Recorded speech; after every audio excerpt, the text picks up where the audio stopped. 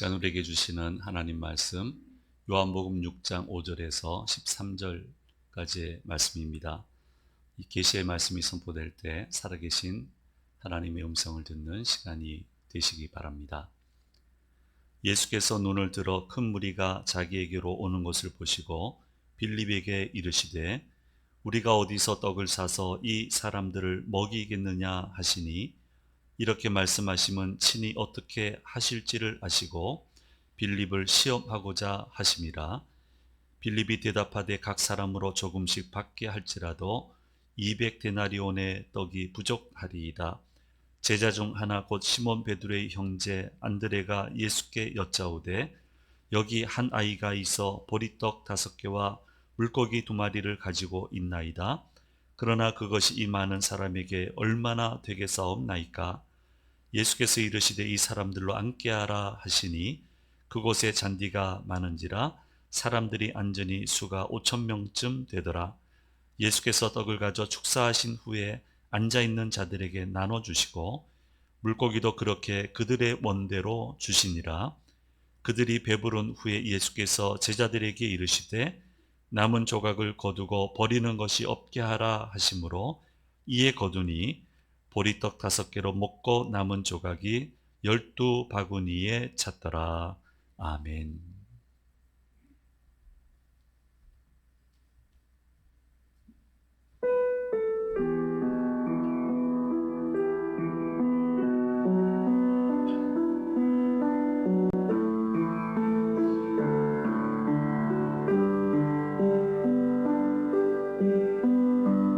너무 멀리 왔나요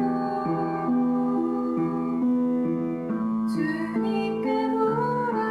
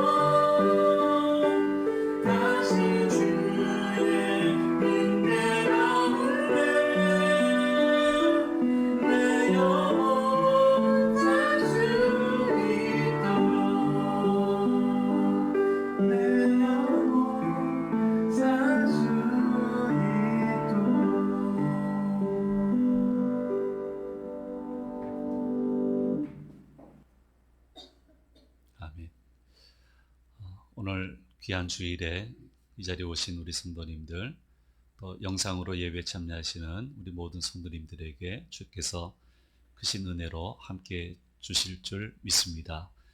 더더욱 크신 은혜와 축복이 임했으면 좋겠습니다. 주께서 허락하실 줄 믿습니다. 몇 년 전에 그 재미있는 기사가 한번 실렸습니다. 그 터키에 관한 얘기인데요. 터키는 좀 우리하고 굉장히 각별합니다. 거기 가도 우리를 대하는 게 다르고요. 형제국이라 얘기를 하고요. 또 우리도 형제처럼 대합니다. 그래서 제가 이 행정파트 일을 할 때 이쪽 되시는 분들하고 이렇게 접촉이 있었는데 기본 개념은 형제국이다 이렇게 생각을 해요. 그래서 어떻게 하든 뭐 하나라도 더 유익이 되게 해주려고 그렇게 애썼던 그런 경험이 있습니다. 근데 이제 대선을 하게 됐는데요. 1야당 후보가 무하렘 인제라고 하는 분인가 봐요. 그 분이 이제 한국을 가지고 이제 얘기를 꺼낸 거예요. 80년대에 1인당 국민 소득이 우리나라 터키하고 한국이 2,000불이었다는 거예요. 그런데 한국은 교육에 투자를 해서 기술 인력을 배출하고 그렇게 성장을 해서 3만 불이 됐다는 거예요. 요번에 통계 보니까 3만 1,700불 정도? 755불? 그 정도 되는 것 같아요. 자, 그러면서 우리는 언제까지 이러고 있을 거냐. 우리도 교육에 투자를 해서 이렇게 한국처럼 돼야 된다. 휴지 하나조차 사기 어려운 베네수엘라처럼 될 것이냐, 아니면 3만 불의 한국이 될 것이냐, 이렇게 이제 유세 현장에서 얘기를 했던 것 같아요. 그게 아마 좀 어필이 된 것 같아요. 그러니까 집권 여당이 굉장히 발끈해가지고 뭐 한국이 대단한 나라냐, 뭐 정치니까요. 그렇게 해서 막 그 1야당 후보를 막 공격했다는 그런 기사가 실렸습니다. 1야당 이 후보는 대선에서 떨어졌습니다. 어쨌든 참 흥미롭게 그 기사를 읽으면서 맞다. 그때 2,000불이었지. 근데 언제 우리가 3만 불이 됐지? 언제 이렇게 됐지? 그쵸? 우리는 몸으로 전부 다 느꼈잖아요. 그 변화를 봤잖아요. 참 대단하다. 그래서 들었던 생각은 참 기적이다 이것은. 한강의 기적이라고 그러죠. 세계 사람들이 기적이라고 얘기를 해요. 우리는 정작 잘 모르는데 기적이라고 얘기합니다. 받는 나라에서 주는 나라로 탈바꿈한 유일한 나라다. 뭐 이런 식으로도 얘기를 하고요. 또 주변에 봐도 너희 나라는 참 대단하다. 뭐 좋은 면으로 나쁜 면으로 그 수많은 나쁜 일을 겪었는데 어떻게 꺾이지 않고 3만 불의 나라가 됐냐. 그 수많은 일들 가운데 어떻게 그럴 수 있었느냐. 뭐라고 말할 게 없어요.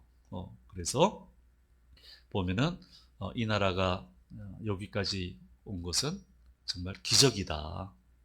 그런데 이런 기적이 일어나는데 중요한 포인트가 있어요. 우리 그리스도인으로서 분명히 인식을 해야 되고 이걸 자랑스럽게 생각해야 되는 것이 있습니다. 그러면 이 나라의 그 소망의 빛이 펼쳐지고 일어서기 시작하던 때는 누가 뭐라고 해도 복음이 전파되고 교회가 세워지고 기독교적 가치관이 들어올 때부터 이 나라가 일어서기 시작을 했다고 하는 것은 역사학자들이 공통적으로 지적하고 있는 부분입니다. 열심히 살았어요. 뭐 조선왕조 500년이라고 그러고요. 그런데 그 가치관과 신앙을 가지고 그 끝이 어떻게 됐냐면은 나라를 빼앗겼어요. 주권을 침탈당했어요. 그러니까 그 사상과 그 신앙을 신뢰하지 못하는 거예요. 근데 독립은 해야 되겠고 유달리 그 자존심이 강한 민족이 아닙니까? 근데 그건 해야 되겠는데 뭐가 있겠느냐 이렇게 보다 보니까 기독교 신앙과 기독교 가치관에 거기에서 소망을 발견하게 됐습니다. 특별히 독립운동 하는 분들은 그렇습니다. 그래서 많은 분들이 교회에 오시게 됐고 예수를 믿게 됐고, 비록 교회 오지 않고 예수를 믿지 않아도 사람들을 교회로 보내고 어, 거기 가야 된다고 그렇게 했던 것들은 부인할 수 없는 역사입니다. 그래서 이런 일들을 통해서 이 나라가 일어서기 시작을 했고, 한 번도 기독교가 절대 다수가 된 적은 없어요, 우리나라가. 그러나 그 공헌을 기억을 해서 우리나라 국민들이 기독교를 기독교 국가에서 존중하는 것처럼 사실은 존중을 해줬어요. 그게 이제 지금도 존중받고 있느냐, 앞으로 존중받을 것이냐는 별개의 문제입니다. 이거는 별개의 문제인데, 어쨌든 그것만큼은 분명한 사실이라고 하는 거예요. 두 번째로, 보세요. 우리나라를 도와준 나라가, 기독교 신앙을 가진 나라가 우리를 도와줬지, 기독교 신앙을 갖지 않는 나라들이 우리를 도와준 적이 없어요. 이용하고 빼앗으려고 그러고 식민 지배하고 아주 그냥 무례하게 행하고. 물론 기독교 국가가 전 세계 전체 그런 건 아니에요. 못되게 한 나라들이 있어요. 근데 다행히 하나님의 은혜로 우리나라에만큼은 초창기 우리가 일어서는데 도움을 줬던 나라는 기독교 신앙을 가졌던 나라예요. 그래서 얼마나 감사해요. 그래서 우리 이 감사를 절대로 놓쳐서는 안 되거든요. 그래서 이런 얘기를 제가 합니다. 젊은 친구들 선교하고 할 때, 설교 때 얘기하면 듣기 싫어하는 친구들이 있어요. 뭐 듣기 싫어하든 말든 이건 뭐 역사적인 진실이니까. 자, 이 두 가지가 있었고요. 기적의 그 배경에는 그러니까 하나님이 도와주셨죠. 그리고 여기 이제 초창기 부분이고, 그다음 세 번째로 제가 개인적으로 평가를 한다면은 정말 노력 많이 했어요. 지긋지긋한 가난을 한번 깨트려 보려고, 잘 살아보자고. 그래서 기억나십니까? 잘 살아보세 노래 불렀던 거 기억나세요? 요즘 사람들은 세상에 그런 일이 있었냐고 할 거예요. 한 소절만 기억해요. 잘 살아보세, 잘 살아보세, 우리도 한번 잘 살아보세. 이거 요즘 사람들 모습 보면은 굉장히 웃길 거예요. 어쨌든 했습니다. 열심히란 단어로는 부족해요. 필사적으로 했어요. 요즘 자녀들도 열심히 공부하죠. 그건 열심이고요. 우리 어른들 시대에는 필사적으로 했어요. 일도 필사적으로 했어요. 기도도 필사적으로 했습니다. 20대 청년 시절에 우연히 저 산골짜기 농촌마을 교회에 가서 하루를 묵게 됐는데, 밤 9시, 10시쯤 되니까 뭐 여자분들 목소리가 막 들려요. 그래서 거기 계시는 우리 전사님한테 여쭤봤어요. 전사님이 이게 뭔 소리예요? 그랬더니 이분들이 저녁 드시고 나서는 와서 여기서 기도하신다는 거예요. 주무시다가 깨면 기도하시다가, 가서 주무시라고 건강 상한다고 아무리 얘기를 해도 여기 와서 있는데요. 그래서 주무시다가 기도하시다가 주무시다가 기도하시다가, 그리고 날이 밝으면 집에 돌아가서 아침 먹고 또 들로 산으로 가서 일하시고, 그렇게 기도했다는 거예요. 요즘 토요 휴무지만 옛날에 토요일 다 일했잖아요. 그래도 철야기도 했잖아요. 그 피곤한 몸 이끌고 와서 새벽까지 졸면서 필사적으로 기도했잖아요. 그러니까 열심이란 단어는 안 맞아요. 그건 아니에요. 필사적이에요. 뭐든지 필사적으로 했어요. 근데 하나님이 그걸 기뻐 받아주셔서, 산에 올라가서 요새는 못하지만, 소음, 공해 이런 것들 못하지만, 그 바위에 앉아서 얼마나 필사적으로 기도했습니까? 이 나라를 살려달라고, 우리도 한번 잘 살게 해달라고, 길을 열어달라고. 신앙인의 눈에서 보면은 하나님이 이 기도 들으셨다, 이 기도 들으셨다, 그런 생각을 해보게 됩니다. 그래서 우리는 늘 감사해야 돼요. 주께서 베풀어 주신 은혜에도 우리는 감사해야 되고요. 여기까지 이르는 데 수고하신 모든 분들께 감사해야 돼요. 갑자기 감사가 사라졌어요. 흠집만 찾고 감사는 사라지고 인정해 주지 않고 어떻게 이렇게 됐는지 모르겠어요. 북한의 천안함 피격에서 생존하신 전우들을 포함해서 나라를 지키느라고 많은 희생을 하신 분들을 부끄럽게 하지 말아야죠. 이분들이 자부심을 가지고 살아갈 수 있도록 얼마나 트라우마가 심하겠어요. 그렇게 인정하고 존중하고 감사해야 되는데요. 그러면서 우리는 기도해야 되는 거예요. 그러니까 갑자기 감사가 사라졌어요. 고마워하질 않아요. 전부 다 잘못했다고 그러고. 아닌데. 그렇게 해서는 풀 수가 없는데. 그래서 우리 그리스도인이라도 감사를 회복해야 돼요. 감사하면서, 그러면서, 또 기도해야 됩니다. 하나님, 여전히 우리에게는 기적이 필요합니다. 더더욱 기적이 필요합니다. 하나님이 기적을 허락해 주시는 나라가 되도록 인도해 주시옵소서. 이렇게 우리는 특별히 6월은 호국의 달인데 더더욱 우리는 이렇게 기도해야 되는 기도 제목입니다. 오늘 본문의 말씀은 잘 아는 것처럼 특별한 기도의 그 스토리가 담겨져 있습니다. 예수님 말씀 들으려고 빈들에 사람들이 많이 왔는데 한 5천 명쯤 된다고 얘기를 하죠. 문제가 발생합니다. 먹을 때가 됐어요. 그냥 돌려보내면 중간에 또 문제가 생길 수 있으니까 자, 먹게 해야 되겠다 하시는데 방법이 없었는데 물고기 2마리와 보리떡 5개로 이 5천 명을 다 먹이시고 12강주리를 거두게 되었다라고 하는 말씀이 이적의 특별한 이적의 말씀이 나와 있습니다.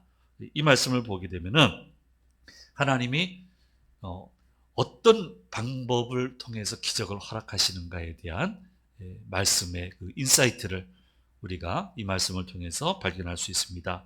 첫째로 기적이 일어나기 위해서는 주께서 받으시고 가져 축사해 주셔야 된다라고 하는 것을 말씀해 주고 있습니다.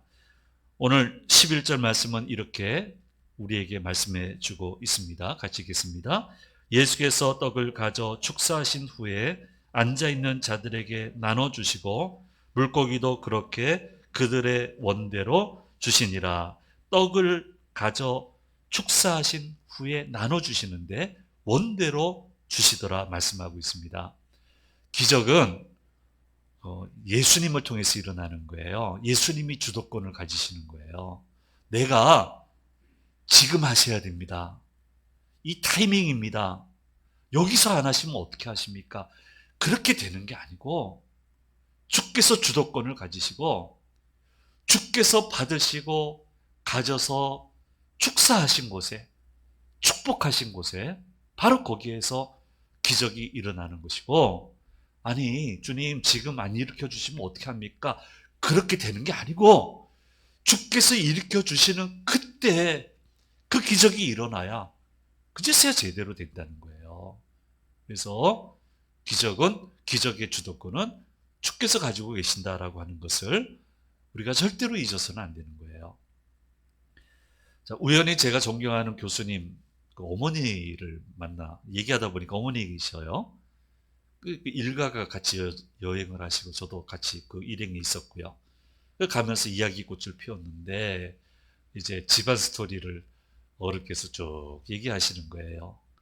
미국에 이민 와서 얼마나 고생했는지. 저 고생 많았죠. 고생 많았는데 하나님이 어떻게 도와주셨고 어떻게 은혜를 베푸셔서 지금은 우리 가족 모두가 이런 가족이 됐다라고 하는 이야기를 너무너무 은혜 받으면서 그 얘기를 쭉 들어보았습니다. 근데 우연히 들으면서 이 한국에 있는 제가 아는 가족의 스토리가 같이 떠오르더라고요. 거의 고생한 거 비슷해요. 그 큰 아들은 옛날에 그러셨잖아요. 집안 일으켜 보겠다고 중동 가서 일하고 오셨어요. 2번이나 가셨어요. 일으켜 보겠다고. 정말 고생했거든요. 근데 고생 끝에 그 집안에서 범법자들이 많이 나왔어요. 범법자들이 많이 나왔어요. 제가 볼 땐 재기가 불가능해요. 어떻게 이렇게 다를까? 다들 열심히만 하면 되는 줄 아는데 그렇지 않잖아요. 열심히 하는 건 기본이고요. 저 열심히 했어요. 그건 기본이야. 자식들이 뭐 그렇게 얘기해도요, 저는 눈 하나 깜짝이지 않아요. 그건 기본이야. 기본 가지고 그건 내색하지 마. 열심히는 기본이고 그 열심도 주께서 가져서 축사해 주셔야 그게 결실을 맺게 되는 거라고. 열심히만 하면 되는 게 아니고 주께서 가지셔서 축사해 주셔야 된다. 예, 그렇습니다. 가져 축사해 주셔야 기적이 일어나고 기적이 일어나야 우리는 성공적으로 살아갈 수 있게 되는 겁니다. 오늘 말씀 얘기합니다. 2번째로 가져 축사하시기 위해서는 드림이 먼저 있어야 된다라고 하는 것을 말씀해 주고 있습니다. 5,000명이나 무리가 모였는데 그 중에 눈에 띈 것은 어린아이가 가진 물고기 2마리와 보리떡 5개입니다. 이것만 있었을까요? 5,000명인데 어른들이 아무것도 없었을까요? 막 꽁꽁 숨겨놓지 않았을까요? 합리적인 생각이죠? 어쨌든 눈에 띈 건 물고기 2마리와 보리떡 5개예요. 안드레가 그걸 봤어요.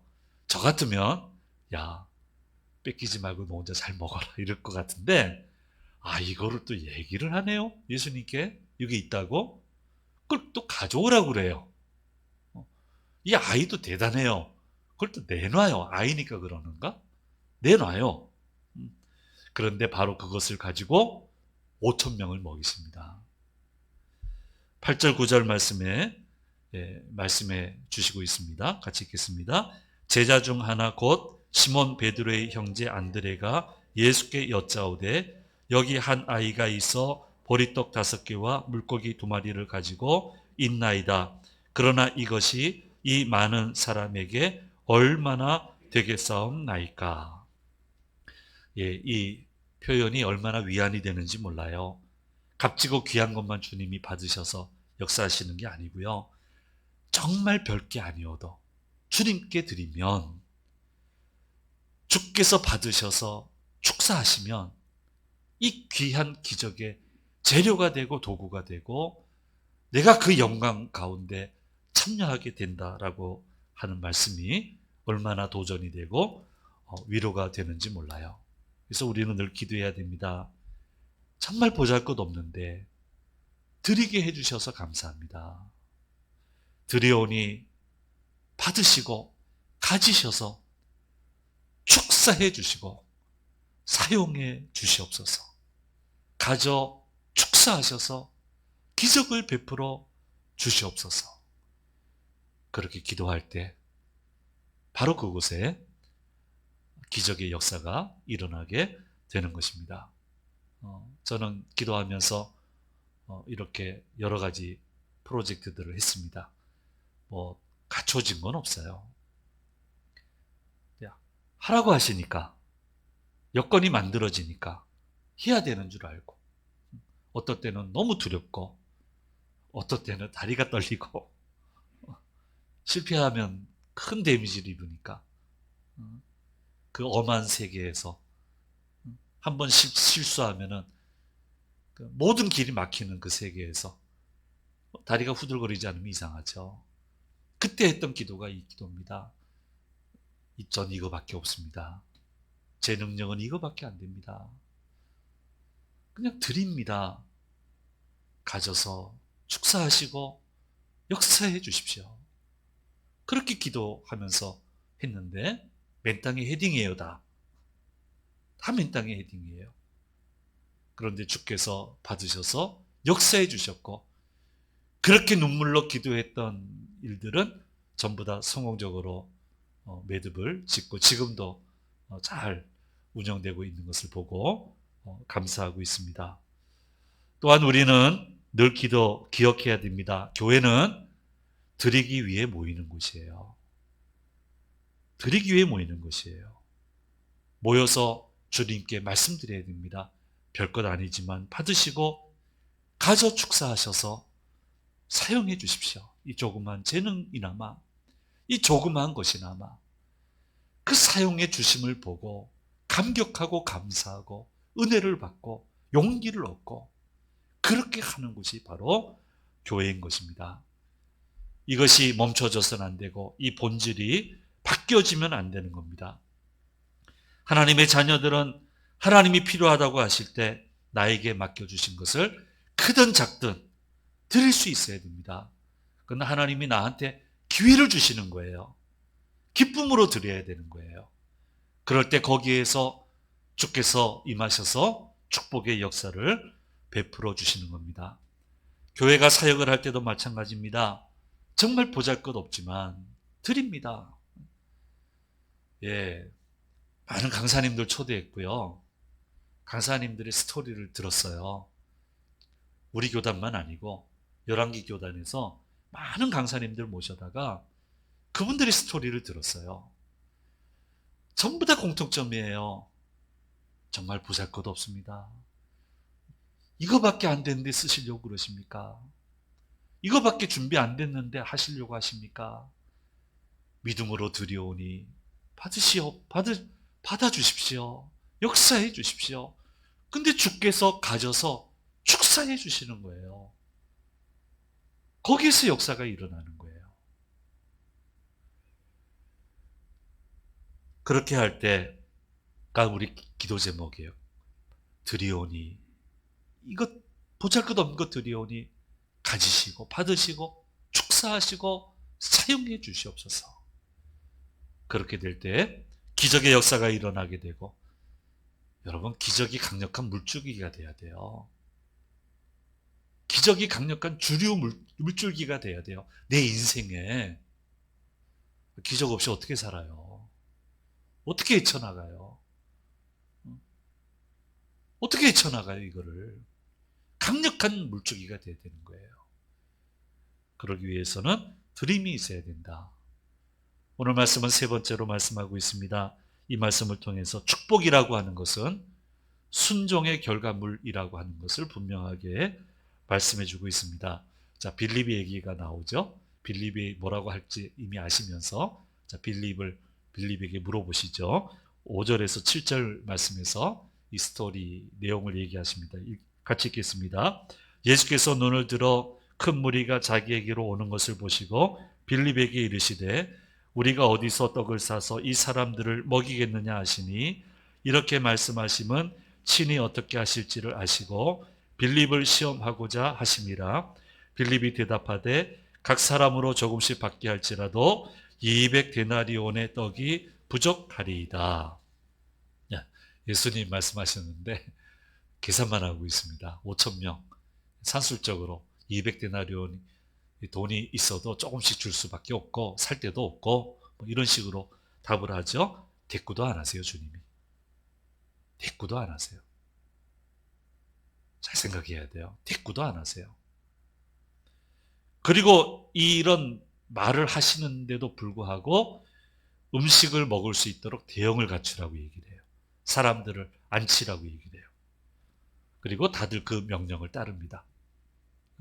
못하겠다 하지 않아요. 다 따라요. 이건 이해의 영역을 넘어서는 거고요. 상식의 영역을 넘어서는 거예요. 머리로는 이해가 안 되지만 순종을 합니다. 그러면서 어떻게 됩니까? 사람의 세계에서 하나님의 세계로 넘어가요. 그래야 일이 되거든요. 사람의 세계에서 하나님의 세계로 넘어가요. 그리고는 순조롭게 5,000명이 원하는 대로 먹고 12광주리를 거두게 됩니다. 이미 말씀을 드렸는데요. 앞으로도 귀가 따갑도록 자동으로 생각이 나도록 말씀을 드릴 거예요. 하나님의 세계에는 이해 안 되는 부분이 많습니다. 그래서 다들 부담스러워해요. 그런데 그때 해야 될 일이 뭐라고 말씀드렸습니까? 몸이 먼저 순종해야 된다. 이해가 돼서 주님 따르는 경우가 별로 많지 않거든요. 근데 몸이 먼저 순종해야 돼요. 그러면 몸이 순종해 가는 가운데 이해가 돼요. 노아 보고 방주 지으라고 합니다. 물로 세계를 심판할 거다. 인력도 안 주시고, 예? 재료는 뭐 어떻게 찾게 해주시고, 어떤 기적이 일어나는지 모르겠지만 어쨌든 인력은 없어요. 노아 보고 방주 지으라고 그래요. 물로 멸망할 거라고. 얼마나 조롱받습니까? 이게 상식적인 겁니까? 그런데 꾹 참고, 그도 사람인데 꾹 참고 몸이 순종해요. 이게 1, 2년으로 되는 일도 아니고요. 조롱도 하루 이틀 들어야 되는 게 아니고요. 근데 몸이 순종을 해요. 그리고 진짜 홍수가 일어나고 인류의 중시조가 되잖아요.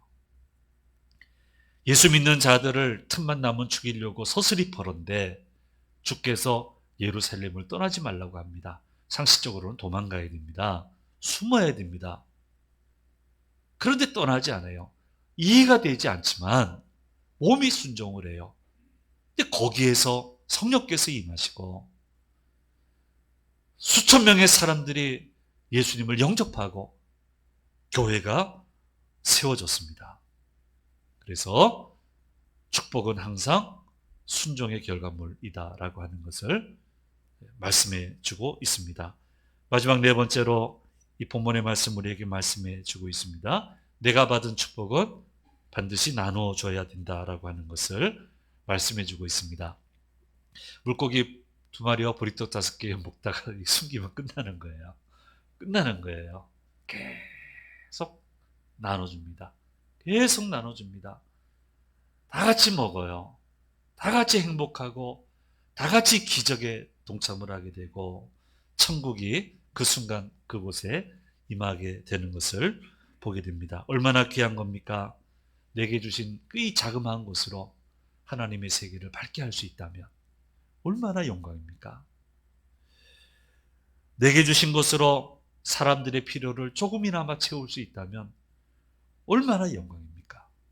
그래서 하나님이 주신 축복은 끊임없이 나눠야 된다라고 하는 것을 말씀해 주고 있습니다. 우리를 어지럽게 만드는 일들이 너무 많습니다. 여기 흔들리지 말고요.